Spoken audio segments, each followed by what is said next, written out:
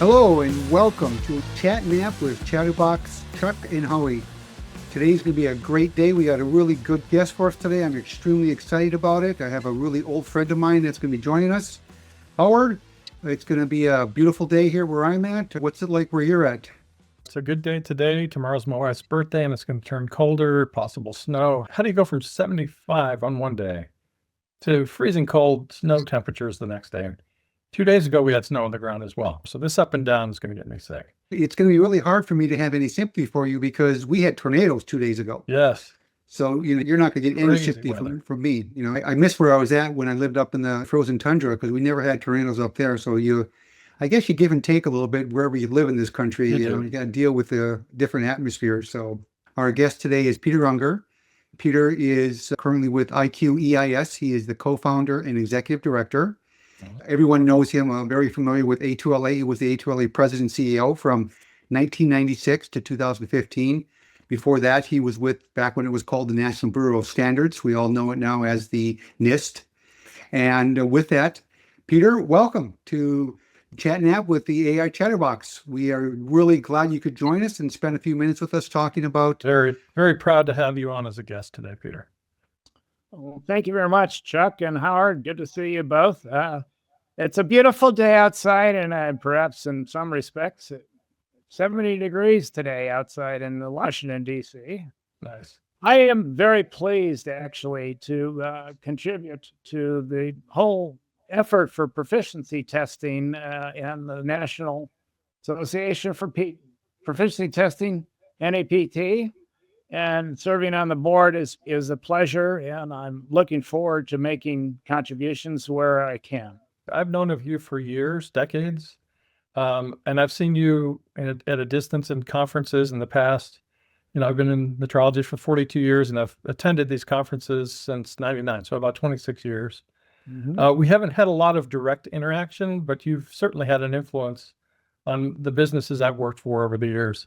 And so at a distance, you tend to become bigger than life, right? And you don't even know it yourself when you're doing the things you do every day.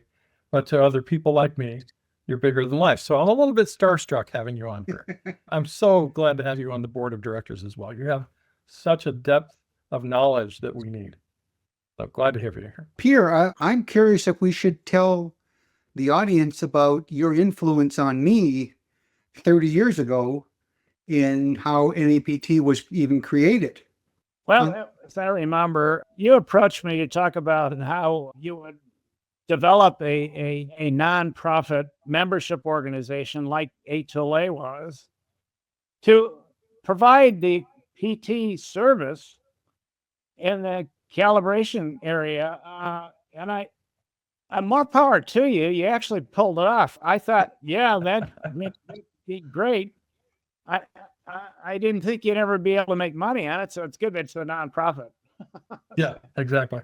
Well, but the whole concept, learning from what A2LA, from the beginning, A2LA has always been nonprofit, and as a membership organization, it continues to be that way. Mm-hmm. It took several years to get off the ground, frankly, A2LA. It actually started in 1979, and when John Locke and I basically took over management of A2LA, we only had like 70 laboratories accredited.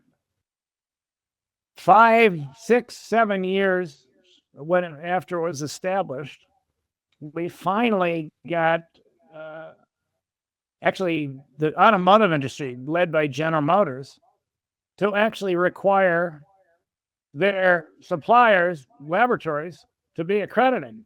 Mm-hmm. That saved us. Plus the loans we got. We got loans from American Council of Independent Laboratories. We got work from General Motors. And that got it off the ground. I don't know how you got it off the ground, but it's terrific that you did. Got the investors to really develop the infrastructure that you needed in order to have a successful, competent PT program. Mm-hmm. So I definitely encourage you to do that. And from my point of view, getting accreditation bodies to require PT participation by staff, we've always believed from the get-go that actual demonstration of competence through proficiency testing was extremely, extremely valuable and important, and in many respects, a prerequisite. Before we can say a laboratory is competent, how do we know they're competent without having actually tested them? From the beginning, when I was with NavLab, we always felt that any NavLab program needed a proficiency testing requirement for us to have confidence that the labs could actually demonstrate that they can get acceptable results.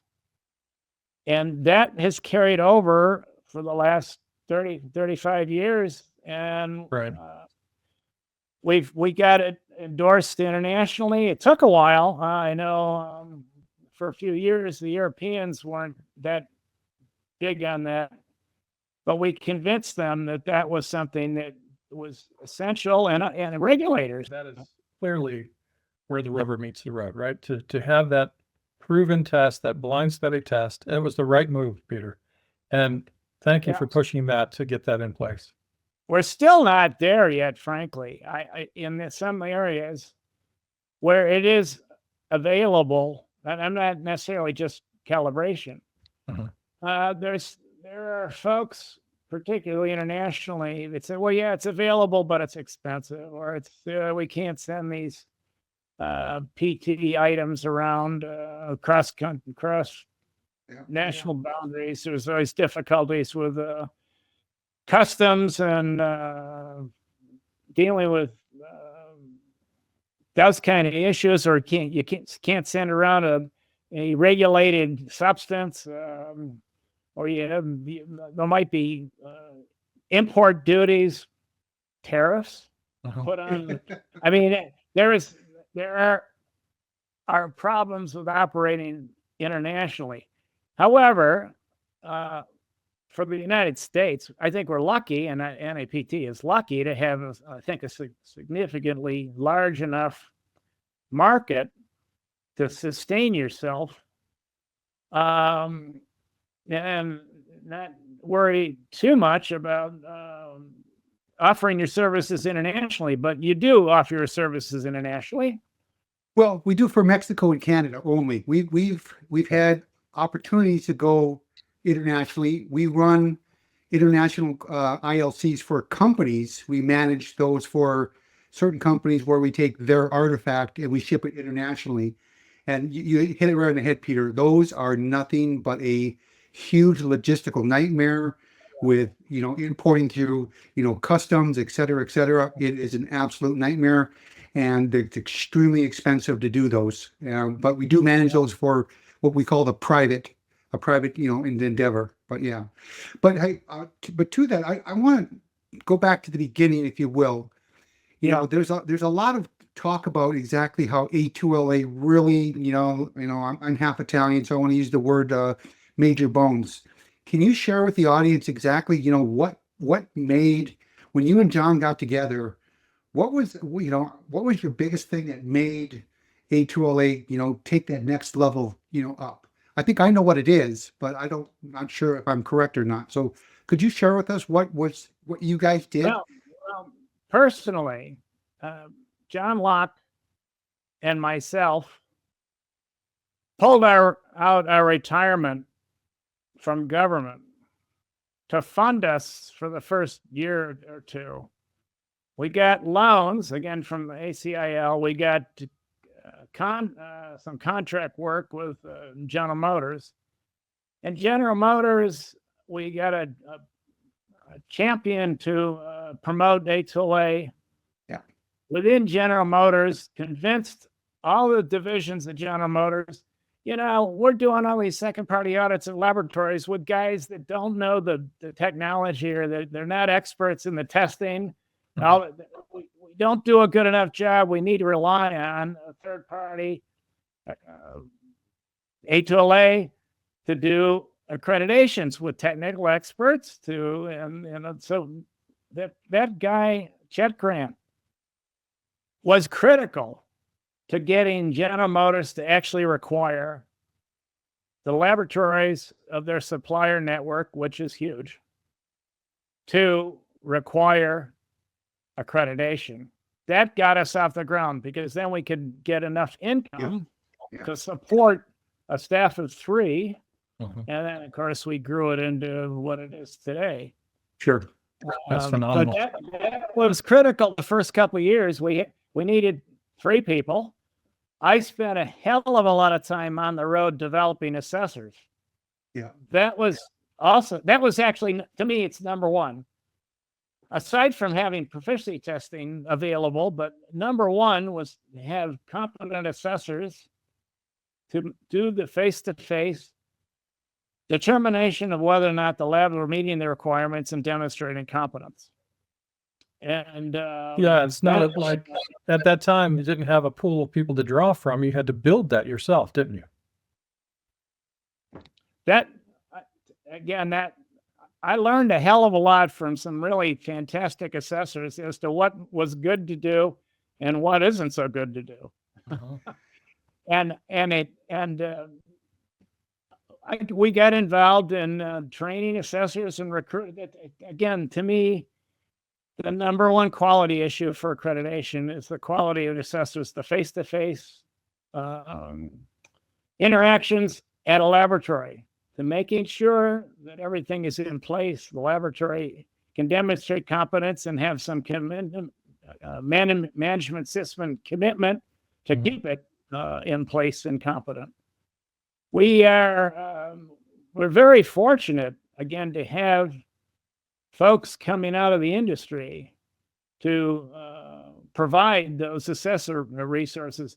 And in the case of calibration, I went out of the way to attend the NCSL and MSC conferences looking for assessors, basically, which was critical in the success of the program. And the other thing that actually helped us, believe it or not, was convincing NIST to get a NAVLAP program going in calibration. That took a while, and of course that also helped to legitimize the whole concept of accreditation. A lot of people in the past said, what government authority do you have in doing accreditation of laboratories? I mean, we got that resistance in the early years of the A2LA. The first couple of years, you go to these conferences and we get criticized for, who the hell, you're not government. A lot of people expected it needed to be a government program. Yeah. We overcame that resistance, fortunately, because we actually got good receptions with our international clients, our international accreditation bodies. In particular, Australia, New Zealand, Hong Kong. Those 3 bodies were very early active in providing national accreditation. And I actually secured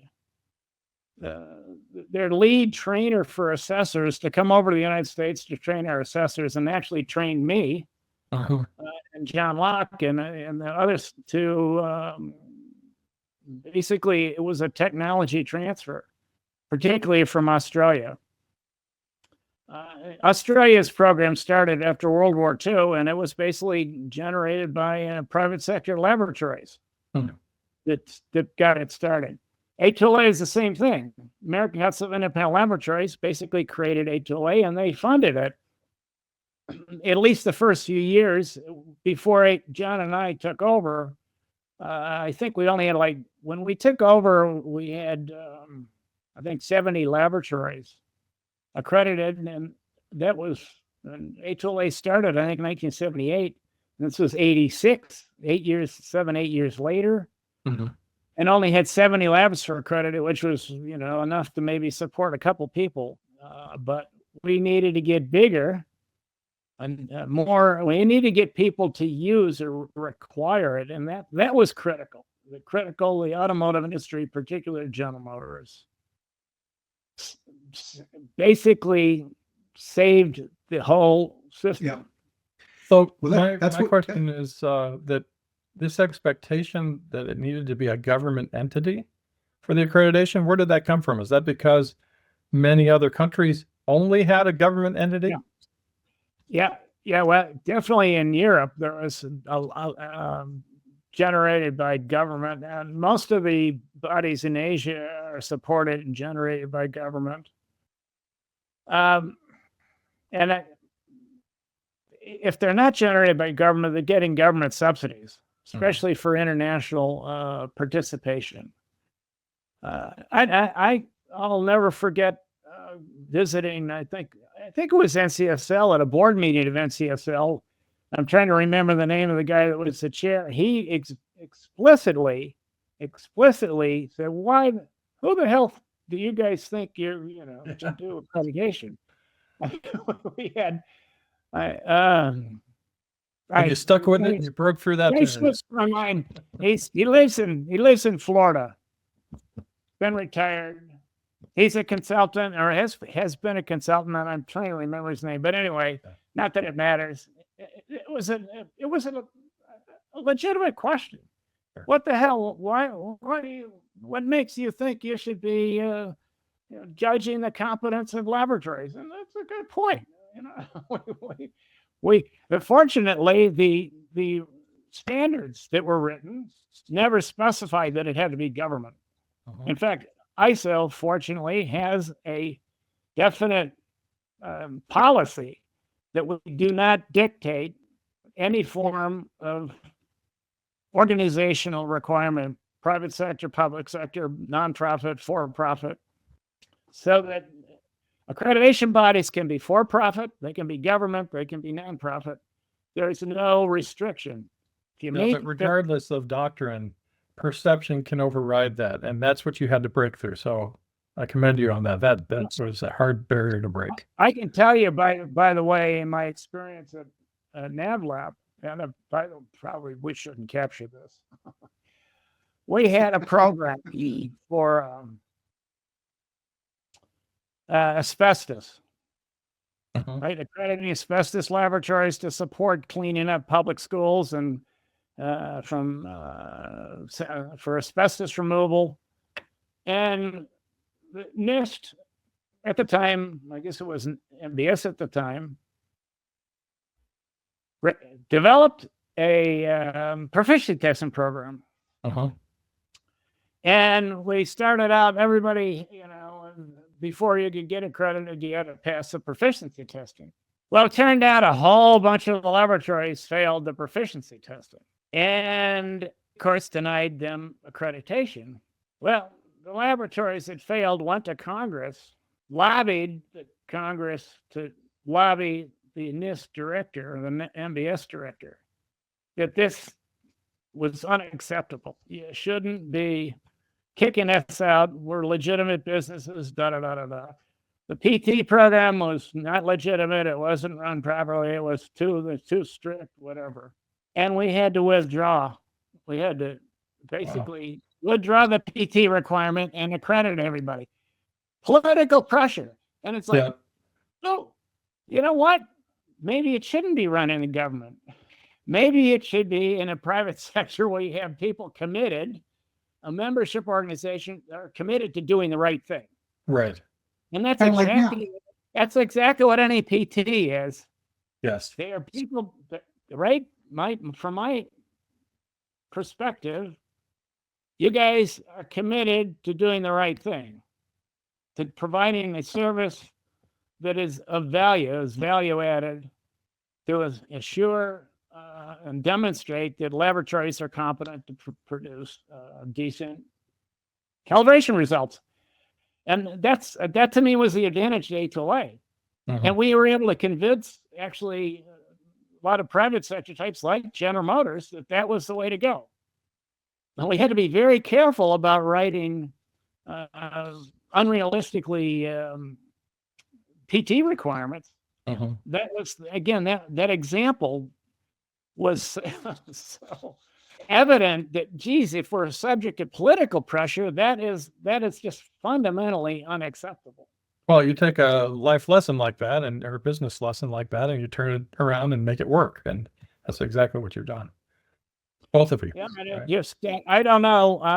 Yeah, and then of course, individually, I remember there's certain times when there'd be pressure on me as the CEO. Uh-huh. And I was very sensitive to the fact that as the CEO, I have the financial responsibility of the organization, which meant I really shouldn't have the responsibility for accreditation decisions, because if you kick somebody out, you lose the revenue. Yep. Right. Conflict of interest. Right. I don't think you have that problem. In fact, I think if PT providers, your customers get bad PT results, they would be more than happy, I would think, to try to correct the record, to get back into snow. But for accreditation, I insisted on having volunteers have nothing to do with the financial health of A2LA to make the accreditation decisions. And for that matter, same thing with the assessors. Assessors state the facts of the situation. Don't be pressured into the them lobbying you to, oh, no, this is not a problem. Wait. Yes. So what you're saying, if an assessor has a financial interest, they shouldn't be assessing someone? Now, if they have a financial interest in the accreditation. Yeah. If they had if they had an extra outside interest in the outcome of that assessment, they shouldn't be doing that assessment? That's what you're saying, right? I think that's legitimate. I think that's the kind of thing where the assessor should have declared under the disclosure or confidentiality policy, and not confidentiality, the conflict of interest policy of the accreditation body. Yeah. And they should make it known, hey, you're asking me to do an assessment of an organization that is using my service for PT, or should be using my service for PT. That's a problem. It is. That's a huge problem. That should never actually happen. There may be situations where the expertise of the assessor is absolutely needed to go into a place where he's done consulting before. Now, if he does consulting, if it hasn't been recent, we had this policy where if you did consulting within the last 4 years, you shouldn't be doing the assessment of the laboratory. But if it was 10 years ago, well, maybe that's okay. But nevertheless, you try to avoid that. And you have to get multiple assessors to make sure allow for the possibility that this one expert, and if there's no other experts to do the assessment, then you got a problem if that expert has had a previous relationship with the lab it's supposed to assess. And that just comes down to the integrity of the assessor, right? You've got to remove yourself. And we actually, the other thing you do when we're vetting an assessor's credential, we want to know what they've done in the past, who they work for, and that is, if they're going to be assessors, they have to declare all of that stuff. And of course, if we found that they lie about something, then then we can't use them. We didn't have too many problems like that, frankly. When I think back on it, a lot of our assessors were recent retirees that come out of, whether it's industry in-house labs or independent labs. A lot of our assessors, really at the beginning, were industry in-house labs. We had some great assessors out of the automotive industry, and the supplier network, which was the focus of our first few years of applicants. And when we branched out into calibration, and the reason we branched out in calibration, we were pressured by Europe. Say, how can you possibly find that your accreditation is acceptable if you're not properly determining that your traceability is okay? with your calibration community, and calibration's traceable to support the testing community. And we got hammered by that. And that's the reason why we pressed NIST, NAVLAP, to get into business, as well as us getting into the business, because we weren't going to have an agreement internationally with Europe unless we had, in effect, we authenticate the traceability claims by using accreditation or requiring accreditation. And of course, they accept the occasional exception to that, but that was critical. That's what actually got us into the calibration business. I think I remember this vividly. The assessor, or the expert, the peer evaluator from Europe that came over to do A2LA, at the exit briefing, she sat there and was writing the word traceability over and over again on her piece of paper. And she was just, it was actually funny and that wasn't funny at the time, but it's funny now that that's right. He was tracing the word traceability over and over and over again. Says, this is the bottom line, fundamental problem. We're not going to recognize you until you do something about authenticating your traceability, primarily through accreditation. Okay, boom. That's where we came to NCSL and MSC, and we came to NIST lobbying. We got to get going with calibration accreditation. Otherwise, we're not going to get internationally recognized in Europe. And that's how we get going. We always had the feeling we need to have PT. So when Chuck comes along and says, "Hey, this, how about it? How do we start a nonprofit PT program?" Great. This music to my ears. It was a godsend that you were going to provide this system at anti-PT, because I mean, Europe actually didn't have many programs either, by the way, but they still insisted that they need to be accredited. Experts need to go out and assess them and see that they have capability. I think maybe the United Kingdom's calibration accreditation had PT. I'm not even sure, but that they've been around a long time. It used to be the Western European Calibration Cooperation, and the WECC, WEC. They were supporting accreditation back in the 1980s. So, and we didn't have that in the United States. Nothing like that. In fact, it was, in one respect, we were thinking maybe NCSL should start something. Oh, thank God they didn't. Well, ACIL was interested in the testing lab community. Yeah. Largely, and they're the ones that pushed. We want to have a nonprofit accreditation body, which was American Association for Laboratory Accreditation. At the time, it was known as ALA. Yeah. AALA. Yeah. I remember that. Which is another story, by the way. Yeah. I remember. Not that I need to tell you, but there was major embarrassment for the chairman of the board at an international meeting, where she was talking about all of this and all of that, and a Saudi Arabian delegation was like, I remember that. Yeah. Yeah, you remember that story? Yeah, I do. Gladys Burkle came back. We got to change the name. Oh my God. John Locke and I were there. Okay, what's the name going to be? American Association for the Accreditation of Laboratories?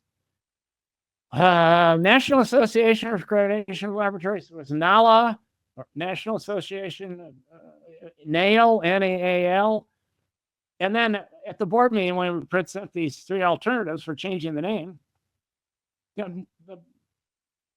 the chemist said, wait a second, it's not the name that's the problem, it's the acronym. Why don't we make it A2LA? Chemical formula. And the mathematician on the board said, no, A2LA. And John Locke said, well, let's just make it A2LA, and we'll get rid of one of the Civil War cannons, the second Civil War cannon, and change it to a 2. There you go. John Locke did that. It's funny how Yes. different people's perspectives come into play. No, we didn't hire anybody to do that logo. It's stuck out like a sore thumb, and it was That reminds me of an engineering joke. What's the difference between the mechanical engineers and civil engineers? Mechanical engineers design the weapons. Civil engineers design the targets. Okay, let's move on to the next question. We're not going to get through these questions if we spend 45 minutes on each question. Oh, it's all good discussion then. Next question, Peter. So, granted, now your nickname for me is going to be Mr. Accreditation. So we know that you've spent a lot of time. You built A2LA. You and John Locke together turned into what it is, a major organization. And this little podcast is not going to really cover everything you guys did. We just don't have enough time to give you all the accolades to support everything you did. So let's break it down today for what was one thing that you think that you did that you're really most proud of. Now, I'm probably catch you on the spot, so you might want to take 30 seconds or something to catch on it. But I'm really curious if there's memorable metrology moment, right? The 4M, that the question is, yeah, what you're most proud of. Yeah. What within A2LA? Okay. In the early years, John Locke allowed me to travel not only the country to watch assessors, but also travel to visit our counterparts in Asia Pacific. So I went to Australia, I went to New Zealand, I went to Hong Kong, I went to Singapore to begin the negotiation of bilateral recognition, which for us doing, and by the way, also to Canada for the Standards Council of Canada. So I went on all these trips. I watched assessments of those folks, and we ended up signing MOUs where we basically recognize each other. That led, of course, to the idea that, geez, we can't have like 50 plus bilaterals. We need to have a multilateral system. And that's what started the Asia Pacific Laboratory Accreditation Cooperation. And Europe recognized that as well. And we ended up the Western European Calibration Cooperation and the Western European Laboratory Accreditation, WELAC, I think it was. They got together and said, these bilaterals are ridiculous. We need to have a multilateral system. So, and that ended up started ILAC to put together regional systems which would contribute to an international multilateral arrangement. We hosted the second International Laboratory Accreditation Conference at the time at Department of Commerce while we were at NavLab, John Locke and I. And of course, that eventually came about, turned into a cooperation in 1986, was incorporated, and by the year 2000, we established the ILAC MRA, and my part in it was writing the multilateral peer evaluation requirements and setting up how we go about evaluating each other accreditation bodies. And that to me was my significant accomplishment. The first signing ceremony was in Washington, D.C. in 2000. The second, I think, more recent accomplishment that I feel I can take credit for as the ILAC chair, and by the way, A2LA supported me for 6 years, which was quite remarkable. And the last couple of years, what's this international thing? I lobbied or represented ILAC at the World Trade Organization's Technical Barriers to Trade Committee. The TBT agreement has in it a reference to accreditation being a tool to facilitate trade. But what it didn't do, it didn't say what was an acceptable accreditation. And that's what the ILAC MRA and the ISMLA are all about. What's an acceptable accreditation? And they just put out a guidance document a year ago, conformity assessment guidance for regulators in terms of specifying accreditation and conformity assessment procedures. ILAC and IF referenced in that document. I'm personally proud of that accomplishment, even though our present mood for international trade and acceptance of each other's results is not going so well recently. I understand, by the way, I maybe this is a rumor, but I understand the German accreditation body, DAX, is not going to join the new ILAC-IF merged organization, which is going to be, what's it going to be called? Is that global? Yeah, GLOBAC. Global, yeah. Global Accreditation Cooperation. Mm-hmm. And because our friends in Gulf Cooperation, so the GCC, the Gulf Cooperation Countries Accreditation Body, which is JAC, they took that acronym, so we can't use that acronym, JAC. So it's going to be Global or GLOBAC, which there's a lot of debate about that. There's still some folks that don't like that and wanting. It's been incorporated as the Global Accreditation Cooperation in New Zealand, and it's not. They're not putting to bed ILAC and IF yet because IF has got this huge reserve, and since they're incorporated in the United States, U.S. tax law does not allow a nonprofit to take its reserve to another country. So they're spending down the reserve until it's virtually zero before they put ILAC and IF to bed. Very interesting problem. I would have argued, why the hell we go into New Zealand? It works out very well in the state of Delaware. I have no idea. I guess, well, I do have an idea. Europeans have always felt that the U.S. is such a litigious society that we don't want to be incorporated in the United States.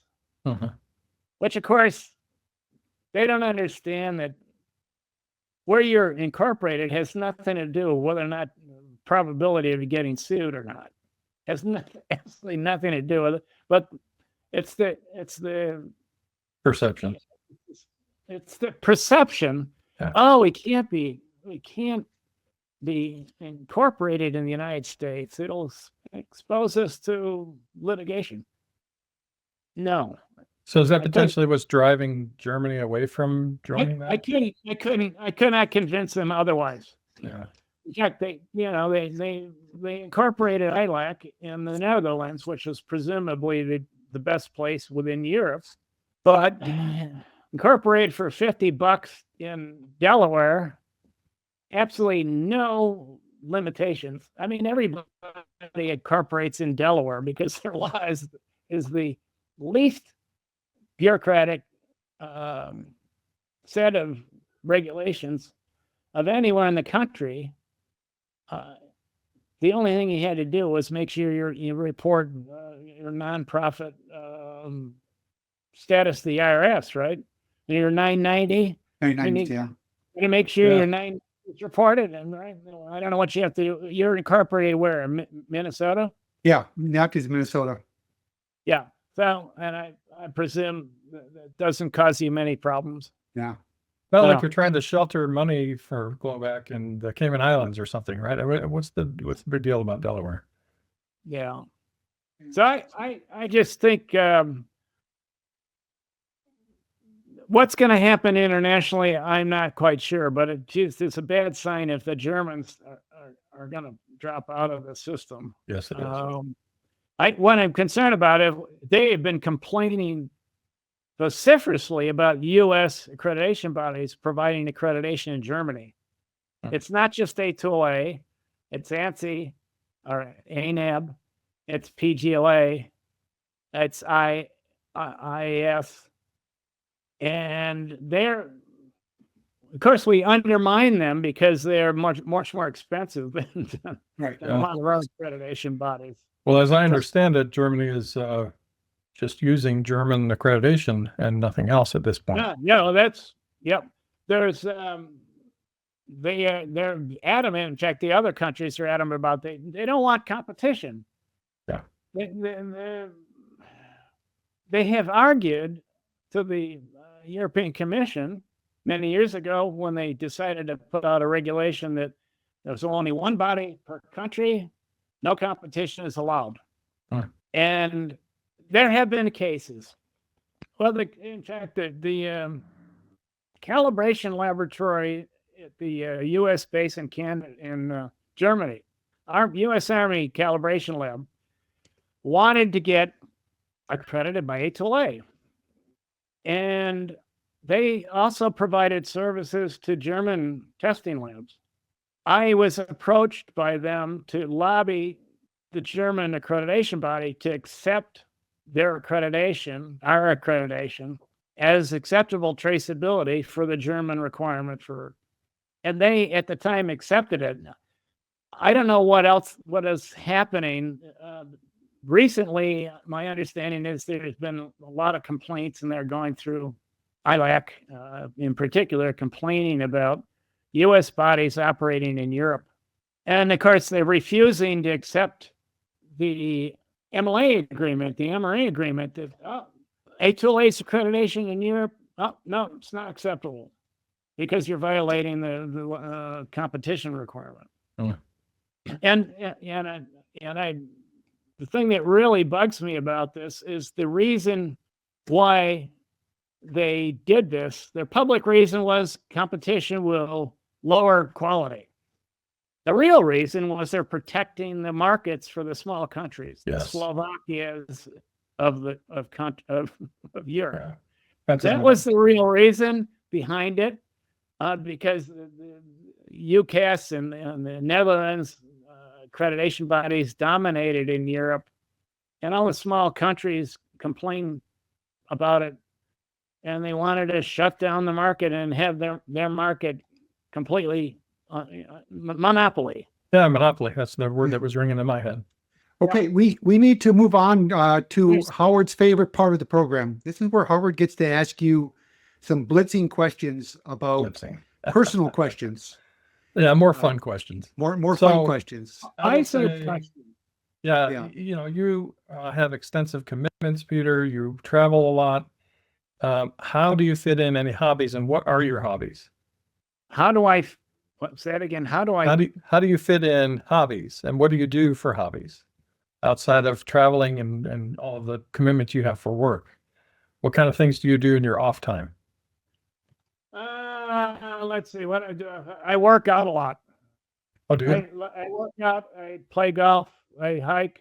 As I mentioned earlier, in terms of work, I'm helping out 4 bodies overseas in one fashion or another, training assessors, doing internal audits, helping them go through the peer evaluation process. And a couple of U.S. bodies, as you know already that I serve on the ANAB board. I've done internal audits for PGLA and a couple other accreditation bodies. Side question. I recently made 2 million miles of flying over my lifetime.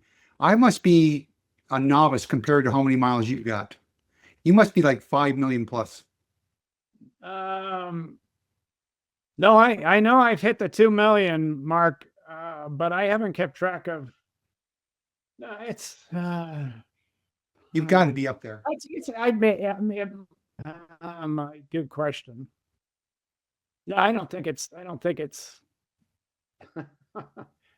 Yeah, let me tell you, I see the top 50 cities that have visited, see these occasional ones. I said, I've been in probably about 46 of them. Yeah. In terms of, I've been to 99 countries. Okay. That's what I mean. Yeah. That's incredible. 99 countries. In terms of you fly different airlines. So I got United is my primary airline, but Emirates, Delta, American. I got a little United. I think I've got, I want to say about 380,000 miles. I don't know, something like that. I haven't added it up. You're right. I had the opportunity in the early years of APLAC to represent the Asia Pacific folks in Europe, and Europe at their meetings. And in Europe went around two times a year, going to a different country different city to host their meeting. So I got to virtually every damn European capital, like going to their meetings. Was it the Azores for Spain, Venice, a number of places that I never would have been otherwise. Moldova, I've been in every state except for Montana. So of all those places you've traveled, now you're talking to a novice. I've been to Canada and I've been to the United States, and that's about it, right? Puerto Rico, that's pretty much.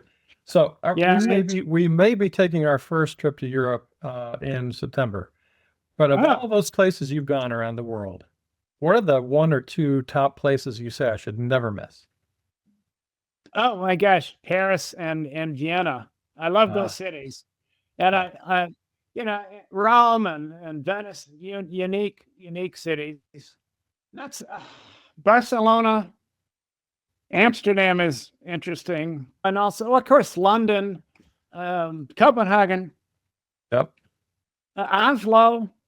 And I know you probably won't be able to travel to Russia, but I thought St. Petersburg was fantastic.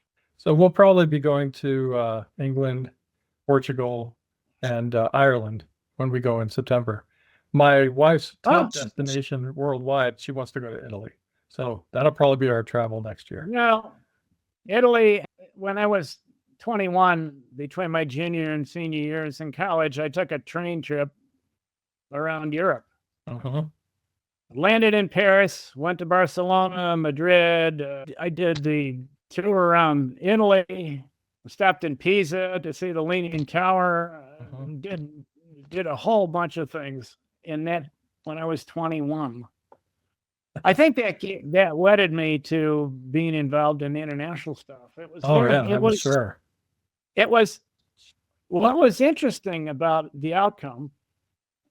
My engineering, I majored in engineering at Princeton, and it was a general engineering, systems engineering. And my thesis advisor, and I think is the chairman of the dean of the college, dean of the engineering department, insisted that we all had to get a summer job with a company. And that when we got back, the first class in the fall, he went around the room and asked everybody, what'd you do for the summer? What was your job in the summer? So everybody's talking about, I worked for this company, I went to that company, I was in Wall Street, or I was in, and he got to me and I said, I traveled Europe. And then what he did, he said, next. He didn't even let me do anything about it. What did you do to exercise your engineering? Nothing. No, I didn't. No.